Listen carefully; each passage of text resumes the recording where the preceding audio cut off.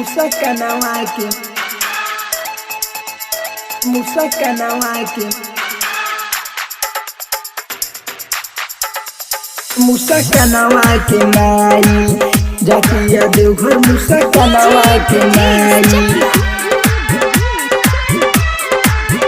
मुसाकनावाके माई, जातिया देवघर मुसाकनावाके माई, मुसाकनावाके मुसाकनावाके माई। चढ़ल बाटे सावन जब से चढ़ल बाटे सावन जब से लेनी कंवर सजाई, चढ़ल बाटे सावन जब से लेनी कंवर सजाई,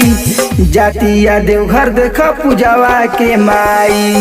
जातिया देवघर देख पूजावा के माई, कान्हा पधई के कांवर, कान्हा पधई के कांवर, कान्हा पधई के कांवर लेला कुसा जाई, कान्हा पधई के कांवर लेला कुसा जाई, जातिया देवघर देख पूजावा के माई, जातिया देवघर देख पूजावा के माई, मुसाकनावाके माई, जातिया देवघर मुसाकनावाके माई, जातिया देवघर मुसाकनावाके माई, मुसाकनावाके मुसाकनावाके। देवघर में जाके भाई मरली बड़े स्टाइल, खींचत रहे फोटो उतर ले रहे मोबाइल, खींचत रहे फोटो उतर ले रहे मोबाइल,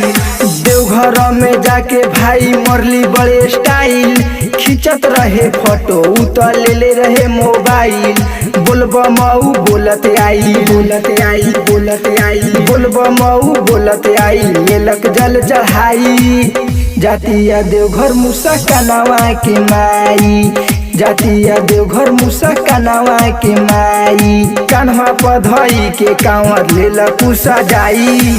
जातिया देवघर देख पूजावा के माई, जातिया देवघर देख पूजावा के माई, जातिया देवघर मुसाकनावाके माई, मुसाकनावाके माई, जातिया देवघर मुसाकनावाके माई,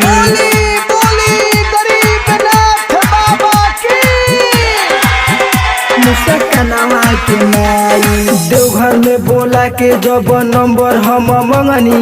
ढाका धुकी होकर दचिला के हम भगनी, ढाका धुकी होकर दचिला के हम भगनी, देवघर में बोला के जब नंबर हम मंगनी, ढाका धुकी होकर दचिला के हम भगनी, अनिल आनंद सतेंद्र ले जल चढ़ाई, अनिल आनंद सतेंद्र ले जल चढ़ाई, जातिया देवघर पलबिया के माई, जातिया देवघर पलबिया के माई, कान्हा पधई के कांवर लेला कुसा जाई, जातिया देवघर पलबिया के माई, जातिया देवघर पलबिया के माई।